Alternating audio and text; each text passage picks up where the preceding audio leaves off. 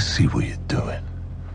What, you think I'm stupid? Of course I think you're stupid. But you know what? I'll do you a favor. I'll knock that dumb right out of your skull. You just say the word, Jack. You know what I want to do? I want to do an Irish jig on your arse-ugly face at 30,000 feet. Oh, 30,000 feet, so you want to dance right now. Yeah. The only thing holding you back is air and opportunity. There goes the air. The 2023 season is over for Hensel. You're done. Wrap it up. Sign him up for the lottery draft. It's over. And I know, every year I come here in the first 2 to 3 weeks and I say that someone has been eliminated, not mathematically, but eliminated from playoff contention because of an injury, or because their team is just performing horribly, or because I just don't like them. Now, sometimes I've been wrong about this, but more often than not, I'm correct. They maybe get a couple wins in the middle of the season, but eventually they just fade away. And Hensel is done. And I know this is ironic because over the past 5 seasons, I haven't made the playoffs, but the recaps aren't a examination of me in contrast to you and me being unable to say things because of my current situation or my current record. That's not how this works.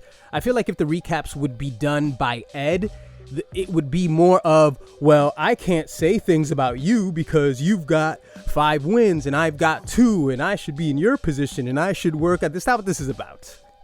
This isn't the owner speaking. This is the critic speaking. This is the observer speaking. This is the great explainer, in this case, the harbinger of terrible doom, telling Hensel that his season is done without a doubt. Not only because of the injury to Nick Chubb, but Nick Chubb's replacement, who of course would have been David Montgomery, got hurt this week as well. David Montgomery was, 21 carries in the first week, 16 carries in the second week, 13 points, 10 points, 2 touchdowns.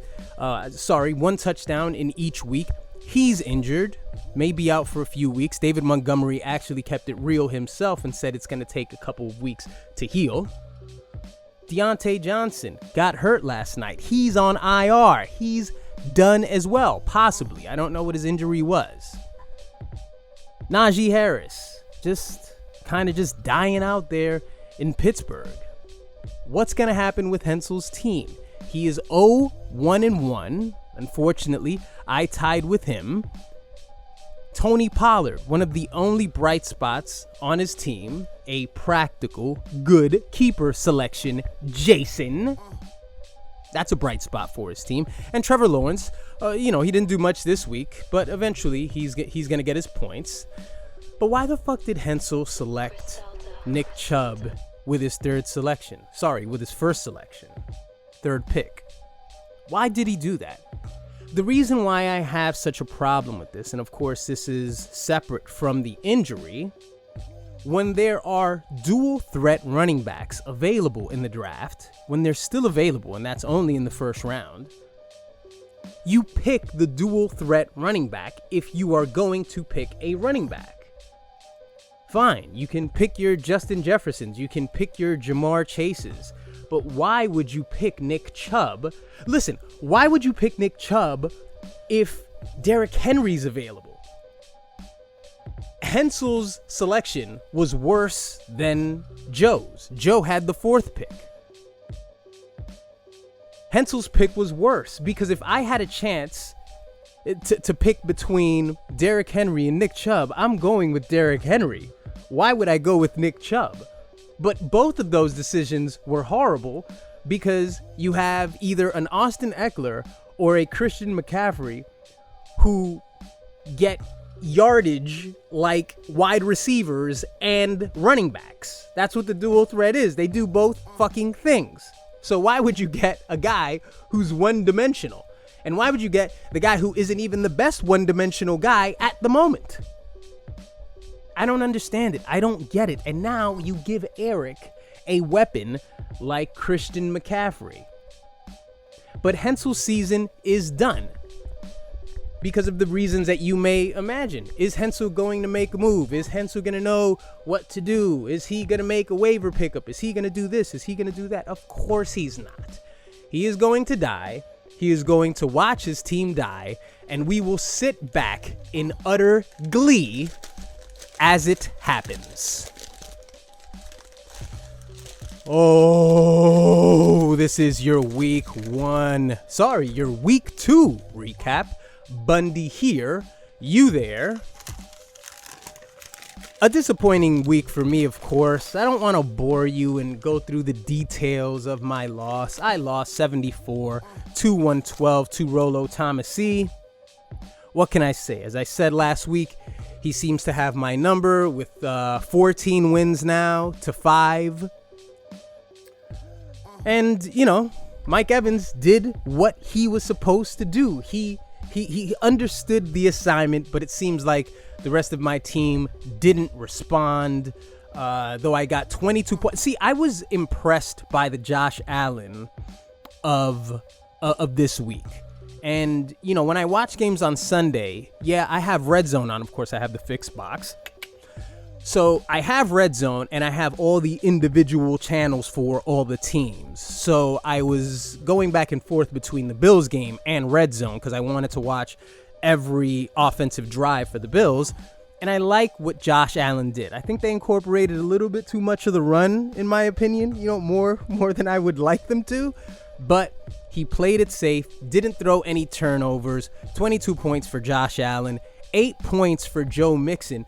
Joe Mixon and the Cincinnati offense, I would assume,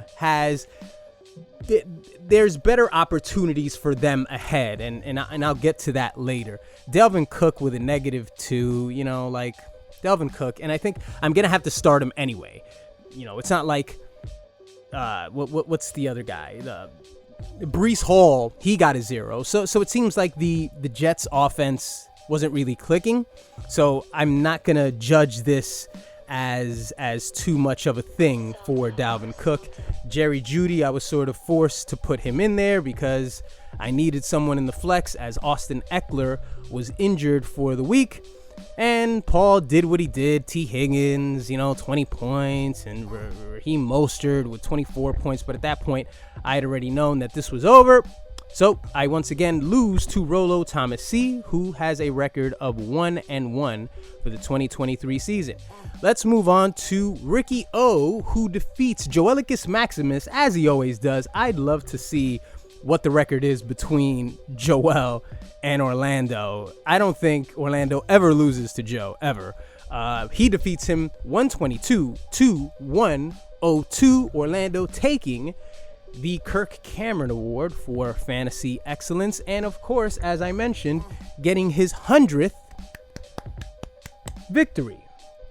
The commish continues to be the Pittsburgh Steelers of the league. He continues to be, well, at least the Pittsburgh Steelers from about four or 5 years ago when they had Roethlisberger.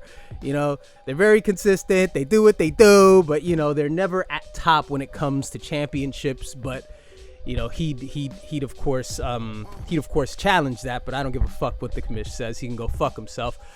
22 points from Lamar Jackson, 20 from Saquon Barkley, who unfortunately was injured, not as bad as Nick Chubb, but he did slam his helmet on the sidelines, and of course that can't be a good sign. And I don't wish injuries upon your players. I just look at injuries as it's a part of the game, and why would I act sad about injuries? You'll never see me act sad about somebody's injury. I mean, physically, what happened to them is terrible. I didn't slam my helmet into Nick Chubb's kneecap, so I'm not going to feel somber, especially for Nick Chubb, somebody who, if I'm not mistaken, he got his contract. At the very least, he got his money, and now he's hurt. See, that's unfortunate. When these running backs, when they aren't under contract or they're currently, finishing out their existing shitty contract, and they get hurt like that, then that's unfortunate. But you're not going to see me all somber, because that's not the spirit of fantasy. That's not what we do. Fantasy is to remain in a state of play. This does not exist, and this is a world that we play in. So go fuck yourself, Saquon Barkley. You are injured, hopefully, for the next 3 to 4 weeks, I hope, if I have any luck. James Cook, 15 points. And 15 for Devontae Smith. And it just boils my blood whenever Devontae Smith catches touchdowns, because I know I could have picked him up as a keeper. I know I could have done that, but it's just boom or bust. But if he comes into his own, then I definitely will admit, if he continues to be this guy, then I definitely will admit that I made a mistake and probably should have picked him up over DK Metcalf, who I still have a lot of confidence in. Jordan Addison, who is who's currently filling in that Christian Watson slot for Orlando with 2 touchdowns in his very first 2 NFL games, so that's a bright spot there. Darren Waller with 7 points. Not a great game for Stephon Diggs. And we move over to Joe, who had a decent performance. For Joe, over 100 points. That's amazing for Joe. 25 points by the Steelers defense. And Rachaad White, Joe sticking it out, playing Rachaad White. If he continues to do that, Joe can have a decent fantasy season, but he loses to Ricky O nonetheless. The very next game here is Acknowledge Me, who loses 52 points to 93 to Jokes on You. Now, Brock Purdy was the quarterback for Ed this week, and Ed joking. See, in my opinion, this is Ed joking. I did it because of the recaps, da-da-da-da-da. This is Ed trolling. That's fine.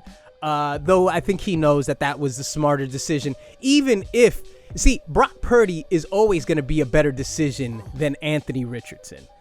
Ed's putting Anthony Richardson in for the quarterback slot this week because Anthony Richardson got 2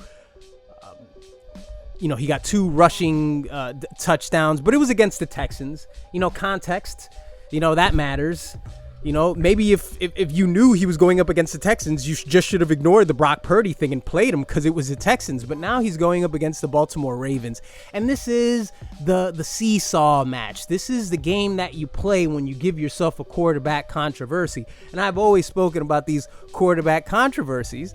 These are 2 players who are kind of even as far as fantasy, because on one hand, you have a Brock Purdy, somebody who has possibly the best weapons in the NFC.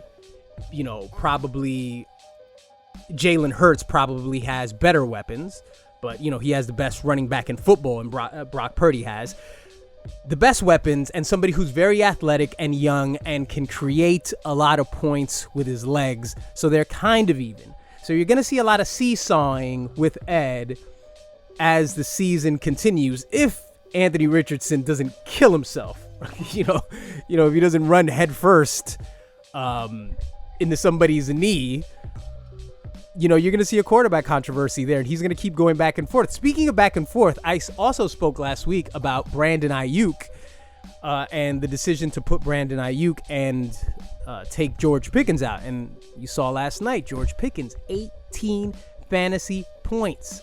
4 catches, 127 yards, and a touchdown. And meanwhile, Brandon Ayuk just getting 3 catches, 43 yards for 4 points. It's a thing between him and what the fuck is his name? Deebo Samuel. It's a thing between them. And 10 points for Justin Tucker.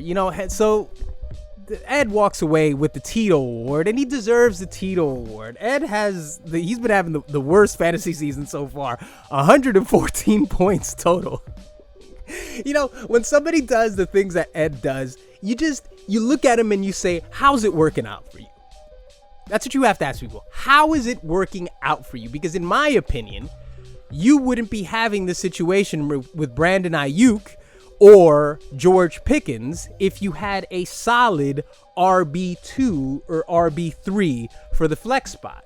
So now you have to keep playing seesaw games with your quarterback and with your flex spot. And it's all over. See, I'm not saying it's over for you, but it's all over the place. And you're trying to do too much and you're not getting, the steak isn't worth the sizzle. If you're familiar with that saying, the steak just isn't worth the sizzle, Ed. Joe Burrow, 14 points for Pedro. And of course, Josh Jacobs has a mediocre game with 9 carries, -2 yards, 5 catches for 51 yards, 5 total points. And at the very least, Davante Adams was able to save face for Pedro because he got him a touchdown. 6 catches, 84 yards, not 66 yards. Pedro.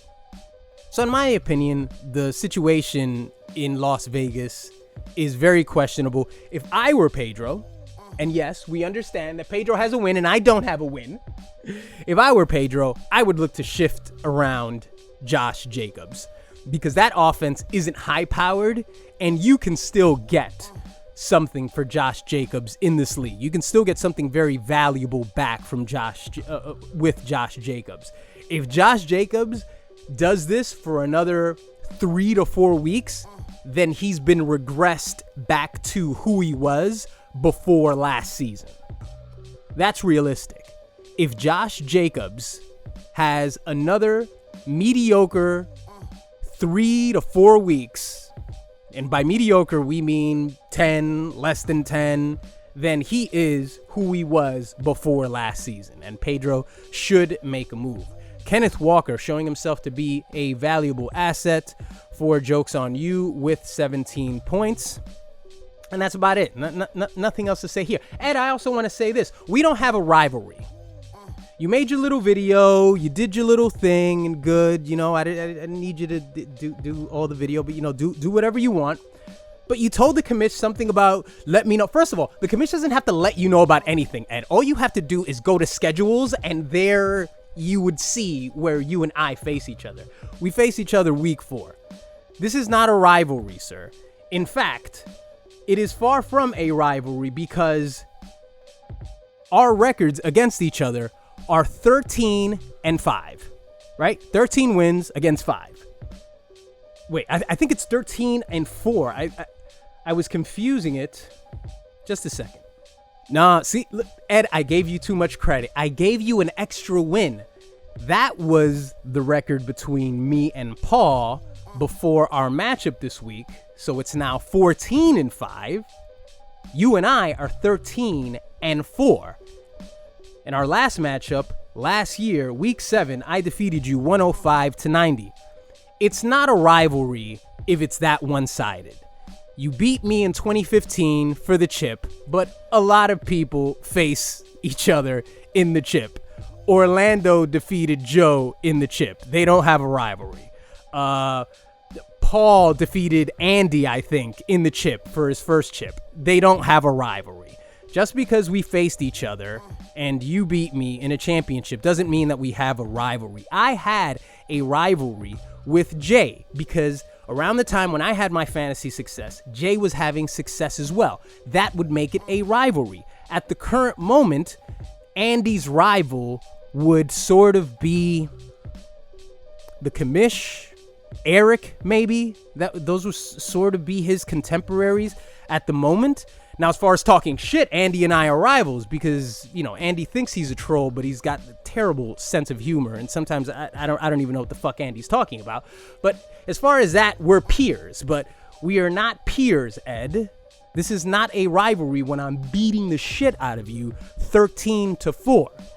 Speaking of Andy, he wins against J. Ray 97-89. Credit to Andy. He's been having a very good season. Keenan Allen with 23 points. I think he's the 3rd ranked wide receiver. The number 1 ranked wide receiver, Tyreek Hill, with just 10 points.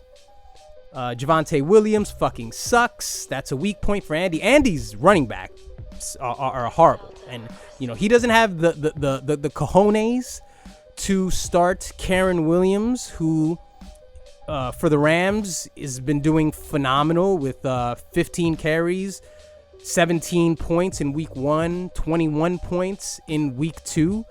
I think he is the second ranked running back. I don't think Andy's ever going to start him. But Andy's running backs are terrible. And if he, experiences one injury, this whole thing is just going to fall right on top of him. And of course, we have the TJ Hawkinson incident. And Andy, you don't have to admit anything to us because we don't take you as a man of integrity.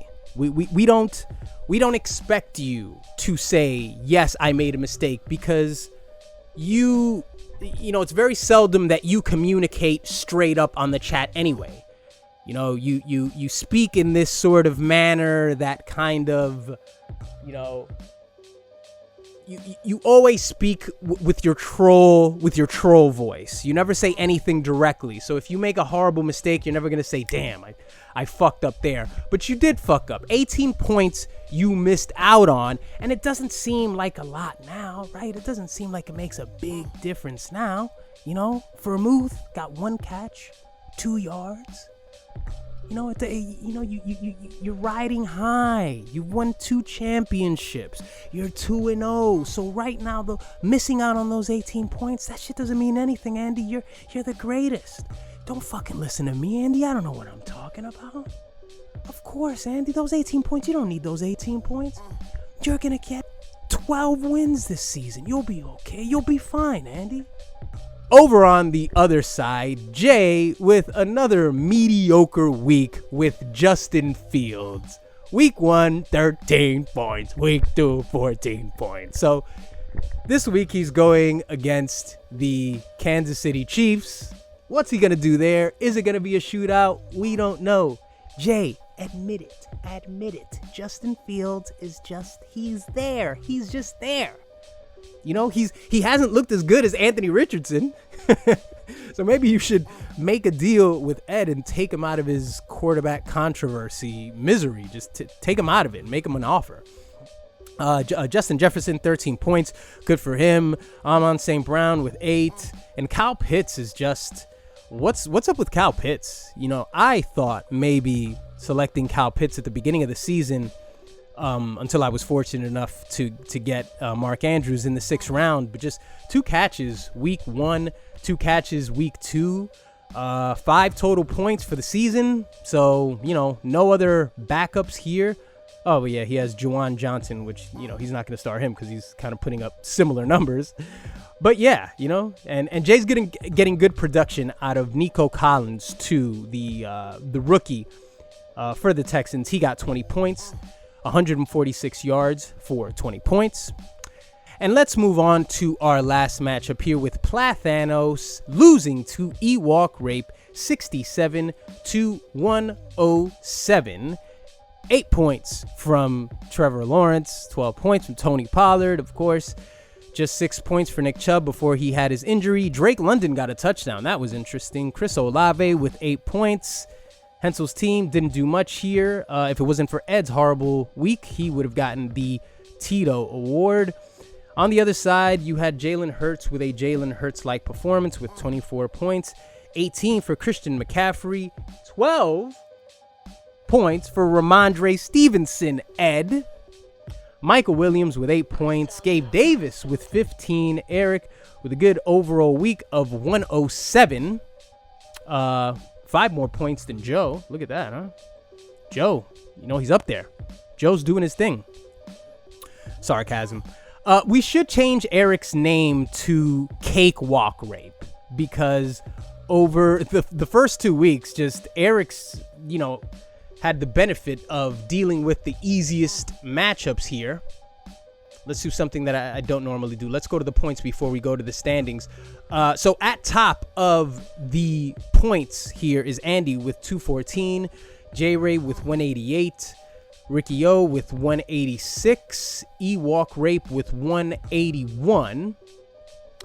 And points allowed, Eric is number 1 here with 116. 116 with points allowed. That's 2 more points than Ed scored this season. But yeah, Eric's getting the 2 easiest matchups. to start off the season here. So I'm definitely trying to discredit his victories. Go fuck yourself. But let's move on to the divisions. At top of the WCW division is Highlander, the Trilogy at 2-0. Ricky O at 2-0. J Ray 1-1. Rolo Tomassi 1-1. And of course, Joe at the bottom at 0-2. The NWO division, Ewok Rape 2-0. Joke's on You at 1-1. Team Bundy 0-1-1, Plathanos 0-1-1, and Acknowledge Me at bottom of the division where he belongs at 0-2. The week 3 matchups are as follows: Ewok Rape going against the Team Bundy, Cakewalk Rape, but it's not going to be a cakewalk for him this week because, you know, as I said earlier, I've been missing out on Joe Mixon. You know, Joe Mixon and all of the Cincinnati, you know, offensive players in general. Pedro, I believe, having Joe Burrow, and Ed having Jamar Chase, you know, with 2 decent matchups. Or at least, you know, those Ohio matchups are always tough for both the Bengals and the Browns. So the Browns always play at like Super Bowl level when they're against the Bengals. So just 6 points in week 1 from Joe Mixon and 8 this week, you know, a bit of an improvement. But this week I've got the Rams, who have horrible defense, with exception to Aaron Donald. They are horrible. And then they face the Tennessee Titans and the Arizona Cardinals. So maybe the weeks ahead will be a bit more optimistic for the Bengals offense. Joke's on You going up against Joelicus Maximus. J Ray against Rolo Tomassi. The battle of the Alfredians going head to head. And in a undefeated matchup, Highlander, the Trilogy against Ricky O, both 2-0. At the moment, Highlander is projected to get 16 points, and we can only hope that he makes the same mistake, because it was a mistake, Andy. It was a mistake. We just don't take you seriously.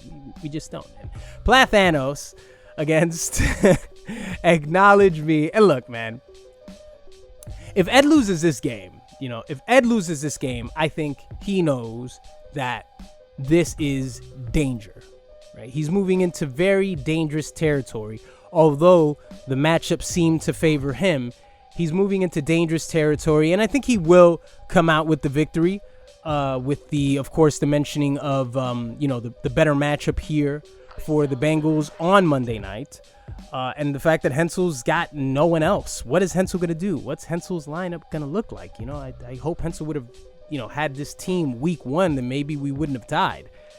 But, we'll see what happens there. Yeah. That's it. That's all I got for you. Ed, we don't have a rivalry. Hensel, you're done. It's over. Go fuck yourself. Go argue with somebody else. Don't talk to me about it. Fuck you. All right? So, as always, may your quarterbacks get hurt before they leave the locker room. May your running backs pull their hamstrings, and may your wide receivers get arrested for marijuana possession. Go fuck yourselves.